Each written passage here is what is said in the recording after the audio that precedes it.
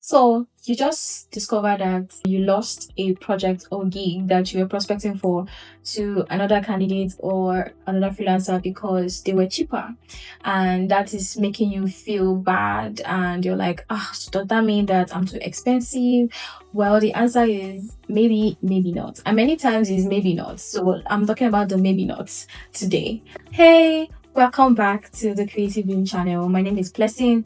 If you are new here, big ups, big welcome to you. This channel will talk about all things freelancing, remote, and work-life management, and you will come to love me.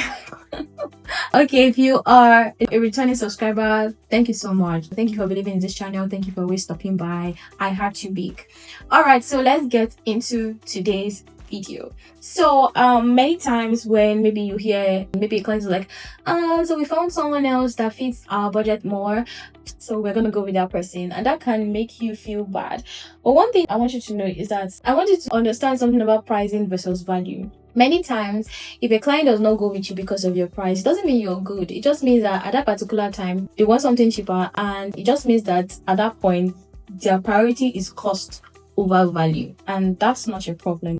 Not everyone eats at fancy restaurants or 5-star restaurants because many times their prices look exaggerated or look so expensive, but that doesn't mean they don't have their target audience or people that go there.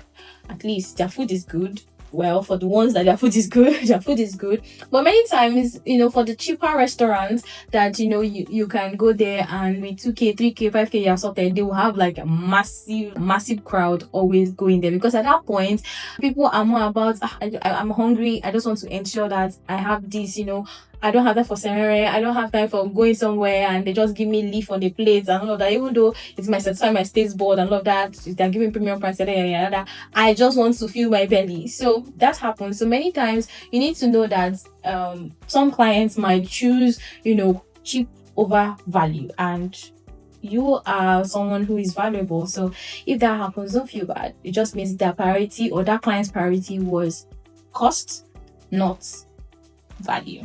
The second thing I want you to know is that you also need to qualify the kind of clients that you want to take on better. So from the very start, try to understand what the client's expectations are and what it is that they want. Because if a client is already insulting your price, and I mean it this way because there are clients that cannot afford you, but they are willing to meet you halfway, to compromise with you, but there are clients that can come out outright disrespectful of your prices, like say something to make it look like your prices are not what your expertise, and that is already telling you that that client is going to end up being a headache. Because if a client tells you that, why are you charging this high for this, and you end up saying, okay, let me now charge a fee that will make them happy, what is the guarantee that you won't spend the whole of that project or that job trying to prove your value to that client? Because they might not actually think your expertise is up to the task, because they might question everything. Yes, there are people like that. So I don't think you want to do that. And then the third thing is you need to ensure that you keep your words intact, you protect your words. So it shouldn't be that because you lost or you got a no because they said you are too expensive, that now means that you just run and then start dropping your rate.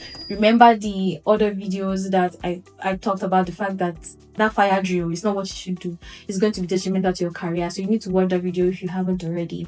But I want to just say it here that don't just rush and just say, let me go and drop my rates. It's going to backfire many times, because at the end of the day, the worth of what you are doing, your expertise, is on the value that you bring to the table, not how cheap you are. I keep saying that. All right. So if you got that message that tells you, oh, you needed to go with a cheaper freelancer or a cheaper candidate, that's fine. Just remember each of these 3 things that I spoke about. Maybe save this video so that you can use it and hear it and feel much better. And I hope this actually really helps. So I'll see you in the next video. Make sure to like, comment, and subscribe. Bye.